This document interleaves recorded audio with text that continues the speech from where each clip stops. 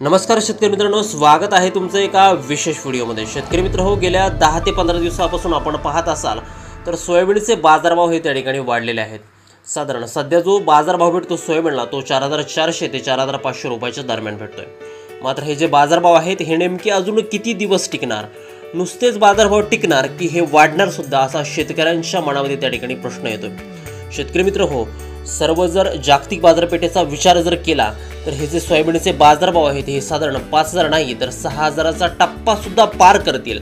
आणि ते कसं आणि कोणत्या कारणामुळे, या संदर्भातला एक महत्त्वाचा अपडेट आपण या व्हिडिओच्या माध्यमातून त्या ठिकाणी सांगणार आहोत। त्यामुळे व्हिडिओ अगदी शेवटपर्यंत काळजीपूर्वक पहा आणि चॅनलवरती जर नवीन असाल तर चॅनलला जरूर सबस्क्राइब करा। शेतकरी मित्रांनो, सोयाबीनच्या दरात मागील काही दिवसापासून त्या ठिकाणी सुधारणा दिसून येत आहे। बघा शेतकरी मित्रांनो, तब्बल 6 महिन्यानंतर सोयाबीन हे पहिल्यांदा 4500 रुपयाच्या त्या ठिकाणी पुढे गेलं आहे। मागील महिन्यात जर आपण पाहिलं तर मार्च महिन्यामध्ये सोयाबीनचे हे जे काय दर होते ते 4000 रुपयापर्यंत त्या ठिकाणी घसरले होते। त्यामुळे शेतकरी हा प्रचंड त्या ठिकाणी चिंतित होता आणि मागील काही दिवसामध्ये सोयाबीनच्या दरामध्ये त्या ठिकाणी लक्षणीय वाढ त्या ठिकाणी झाली आहे। गुरुवारी जर आपण पाहिलं तर वाशिमच्या बाजार समितीमध्ये सोयाबीनला 4600 रुपये प्रति क्विंटल पर्यंत त्या ठिकाणी दर मिळाला होता।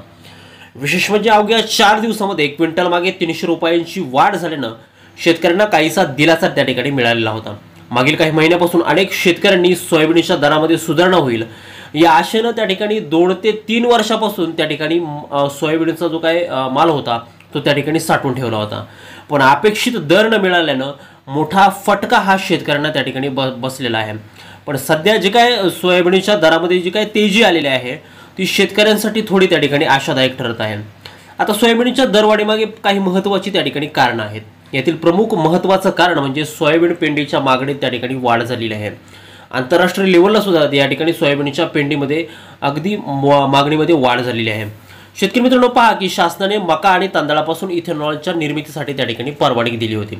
त्यामुळे इथेनॉल निर्मितीनंतर उरलेली जी काय मका आणि तांदळाची पेंड आहे ती मोठ्या प्रमाणावरती पोल्ट्री उद्योगामध्ये त्या ठिकाणी वापरली जात होती, कोंबड खाद्यासाठी। आणि या जे काय पेंडीचे दर आहे ते सोयाबीनच्या तुलनेमध्ये त्या ठिकाणी स्वस्त होते। म्हणून मग ते पोल्ट्री व्यावसायिक जे होते ते सोयाबीनच्या पेंडीऐवजी मक्याची आणि तांदळाची पेंड त्या ठिकाणी घेत होते कोंबड्यांना त्या ठिकाणी खाण्यासाठी। मात्र अलीकडे त्या ठिकाणी पोल्ट्री उद्योगामध्ये बर्ड फ्लूच्या वाढत्या घटनांमुळे ही काय त्यांच्या लक्षात आलं की ही पेंड त्या ठिकाणी त्या बर्ड फ्लूसाठी त्या ठिकाणी जबाबदार आहे। व्यावसायिकांनी पुन्हा सोयाबीनच्या पेंडीचा वापर करण्यात त्या ठिकाणी सुरुवात केलेली आहे। परिणामी सोयाबीन पेंडीच्या मागणीत मोठी वाढ झाली असून याचा थेट परिणाम सोयाबीनच्या दरावरती त्या ठिकाणी झालेला आहे। पहा शेतकरी मित्रांनो, आता हरभऱ्याच्या सुद्धा दरातही त्या ठिकाणी सध्या मोठी वाढ झालेली आहे। रब्बी हंगामातील हरभऱ्याचा मोठ्या प्रमाणात पुरवठा बाजारात होईल अशी अपेक्षा व्यापारी आणि सरकारी यंत्रणांना होती। सरकारने हरभऱ्याचा जो काय हमी भाव आहे तो 5650 रुपये प्रति क्विंटल दराने त्या ठिकाणी खरेदी करण्याची घोषणा दिली होती। मात्र सध्या बाजारात हमी भावापेक्षा अधिक दर मिळत असल्यानं शेतकऱ्यांनी सरकारी केंद्राऐवजी आता बाजारात माल विकण्यास त्या ठिकाणी प्राधान्य दिलं आहे। यामुळे बाजारात प्रचंड मागणी त्या ठिकाणी वाढलेली आहे।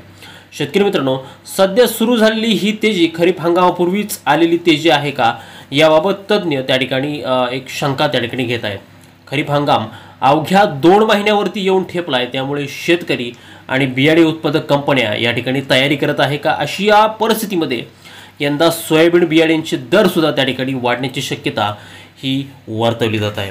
बघा शेतकरी मित्रांनो, त्यामुळे सध्याच्या सोयाबीन दरवाढीकडे काही तज्ज्ञ त्या ठिकाणी बियाणे दरवाढीचे संकेत म्हणून त्या ठिकाणी बघत आहे। हे जर खरं ठरलं तर खरीप हंगामासाठी शेतकऱ्यांना त्या ठिकाणी अधिक खर्च करावा लागू शकतो। त्यामुळे शेतकऱ्यांनी सध्याच्या परिस्थितीकडे बारीकाईने लक्ष त्या ठिकाणी ठेवायचे आणि आपलं सोयाबीन नेमकं कधी विकायचं आहे याचा योग्य निर्णय त्या ठिकाणी घ्यायचा आहे, जेणेकरून तुम्हाला आर्थिक तोटा हा त्या ठिकाणी सहन करावा लागेल। शेतकरी मित्रांनो, दिलेली माहिती तुम्हाला जर उपयुक्त वाटली असेल तर व्हिडिओला एक लाईक नक्की करा। तुमच्या मित्रांपर्यंत ही माहिती त्या ठिकाणी लवकरात लवकर शेअर करा। तुमच्या बाजार समितीमध्ये तुमच्या जिल्ह्यामध्ये सोयाबीनला आत्ताचा दर काय मिळतोय कमेंटमध्ये लिहायला विसरू नका। चॅनलवर जर नवीन असाल चॅनलला सबस्क्राइब करा। भेटूया एका पुढच्या नवीन व्हिडिओमध्ये एका नवीन अपडेट्ससह। तोपर्यंत शेतकरी मित्रांनो, धन्यवाद।